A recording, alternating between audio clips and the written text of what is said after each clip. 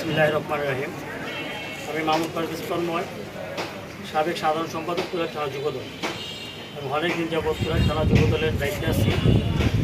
বিগত সময় গত একটা সপ্তাহ ধরে আমি ফেসবুকে দেখতেছি, এক সপ্তাহ আগে আপনার আর কি বিগত 20 তারিখে দেখতেছি নানানভাবে কিছু লোক আমার বিরুদ্ধে অপচয় করতেছে।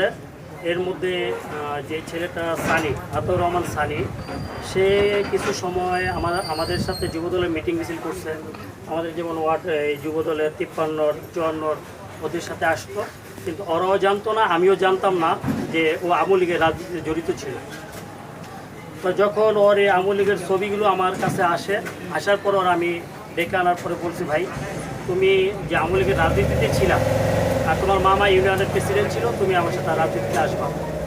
সেই ক্ষেত্রে ওই ছেলেকে আমি না করার পরে ওই ছেলের সাথে আমার কোনো কথা হয় না, আর ওরে আমি আর কোনো মিটিং বা কোনো প্রোগ্রামে আমি অ্যালাউ করি না। পরে বিগত 20 তারিখে হঠাৎ করে 20 তারিখে সন্ধ্যায় একটা ঘটনা ঘটে।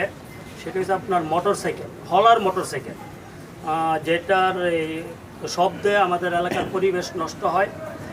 মাগরিবের পর থেকে 8টা পর্যন্ত তারা এলাকাতে মহড়া দিতে থাকে। তখন আমাদের এলাকার মুরব্বী, আমাদের যুবক ভাইয়েরা এটা তারা মেনে নিতে পারে না। প্রথমও তাদেরকে ব্যারিকেড দেওয়া হয়েছে আমাদের মাবদুর বাড়ির মোড়ে। মুরব্বী মার্কেটের লোকজন তাদেরকে ধাওয়া করে, তারা ধাওয়া খায়। তারপর আসে শাপলার মোড়ে তারা যখন জড়ো হয়, ওইখানে ওই হলারের শব্দে মহিলা পুরুষ সহ ওইখান থেকেও তাদেরকে ধাওয়া দেওয়া হয়। উত্তম মাধ্যম 2-1জনকে তারা দেয়, পাবলিক দেয়। দেওয়ার পরে আসে আমাদের নতুন বাজার সেম এই ঘটনাটা ঘটার পর আমি বাসা থেকে বের হয়ে দেখি অনেক লোকজন। আর যেহেতু আমি থানা যুবদলের সেক্রেটারি, আমার বাসার সামনে একটা ঘটনা, আমি জিজ্ঞেস করছি যে মুরব্বীদের কী হয়েছে। মুরব্বীরা বললো এই ঘটনা। তারপর যেভাবে হোক এটা আমি সমাধান করে দিচ্ছি। এখানে সমাধান দেওয়ার পরে ওই ছেলে রাত্রে 9টার পরে কুরাক থানা একটা জিটি করে আমার নামে জিটি করে, আর আমার কর্মী শাহাদাতের নামে জিটি করার পরে একটা ফেসবুকে একটা লাইভ করে। হয়তো আমি মনে করছি যে লাইভ করছে, হয়তো পরে এটা আবার সমাধান করবে, কিন্তু বিগত আজকে 8-9 দিন যাবত এটা করেই যাচ্ছে। কালকে একটা পোস্ট আমি দেখলাম, আমাদের এই কাউন্সিলর পদপ্রার্থী একটা ছেলে, নাম হচ্ছে নিয়ামুল, যার সম্পর্ক আমাদের সাবেক কাউন্সিলর যুবরাজ ভাই মেয়র আতিক সাহেব, তাদের সাথে তার খুব গুরুত্বপূর্ণ সম্পর্ক আর কি, অনেক গভীর সম্পর্ক। আবার উনি মাঝে মধ্যে এই মাসে 2-1 বার দুবাইতে যায়, ওই কাউন্সিলরের সাথে কি মিটিং করে না করে সেটা আমি জানি না। আবার এলাকাতে উনি ঘোরাফেরা করে। তো সে কাউন্সিলর করবে, সে করুক, আমরাও কাউন্সিলর করব, আপনিও করবেন, আমাদের বিএনপির প্রেসিডেন্ট সেক্রেটারি তারাও করবে, তো করুক, এটা তো কোনো বিষয় না। যেহেতু নির্বাচন হবে সবাই করতে পারে। কিন্তু কালকে আমি ওই পোস্টটা দেখার পরে বুঝলাম যে এটা একটা ষড়যন্ত্র হচ্ছে। আমাদের আরেকটা এলাকার আরেক ভাই আছে শহীদুল, সেও আওয়ামী লীগের রাজনীতিতে জড়িত।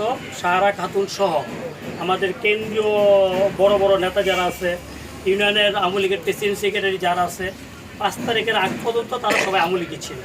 5 তারিখের পরে তারা বিএনপি করতে চাইছে, কিন্তু তারা বিএনপি করতে চেয়েছে তা আমার কারণে তারা ওইভাবে রাজনীতিটা করতে পারে না।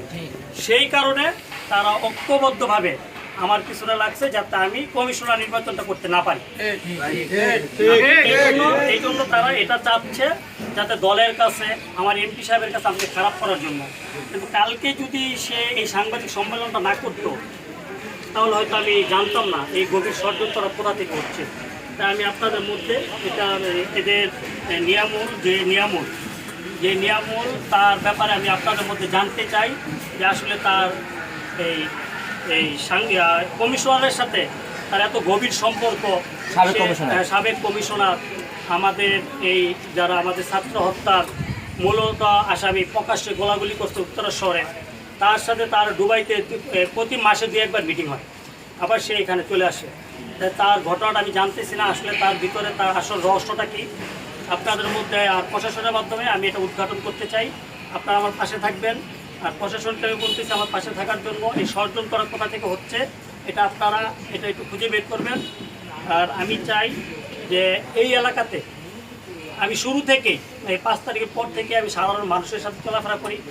আপনারা এই মার্কেট আছে আমাদের এলাকা মহল্লা 54 নাম্বার 53 নাম্বার, যে কোনো জায়গায় আপনারা আমার বিষয় জানবেন। যদি আমার এই কোনো রকম সমস্যা বা কোনো রকম অন্যায় আপনারা পান, সেটা প্রতিবাদ আপনারা করবেন। ইনশাল্লাহ আমি সাধারণ মানুষের সাথে চলি, আর আমি ওনাদের কাছে ওয়াদাবদ্ধ যে কোনো সাধারণ মানুষের ক্ষতি আমি আমার এলাকায় হতে দেবো না। আর বিশেষ করে ডাইনেভাবে অনেক চাঁদাবাজি, মাদক ব্যবসা, এটাতে আমি প্রকাশ্যে এটার প্রতিবাদ করছি।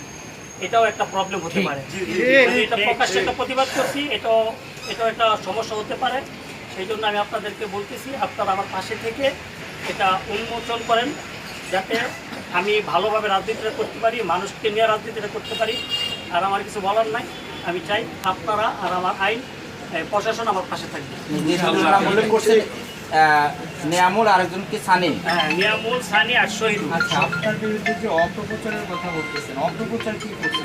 অপপ্রচার করছে যে আমি নানান জায়গা থেকে চাঁদাবাজি করতেছি, নানান মাদকের সাথে জড়িত। হ্যাঁ, স্টান থেকে চাঁদাবাজি করতেছি, কিন্তু যে স্টানের কথাটা বলছে সেই স্টান হচ্ছে মালিকানা স্টান। সেই স্টানটা হচ্ছে মালিকানা স্টান। সেই মালিকানা স্টান থেকে কখনো চাঁদা যায় না। এই চাঁদা তারা দেয় না, এটা তারা নিজেরাই পরিচালনা করে। আমি বললে তারাও আসবে, হয়তো নেক্সট তারাও থাকবে ইনশাল্লাহ। এটাই।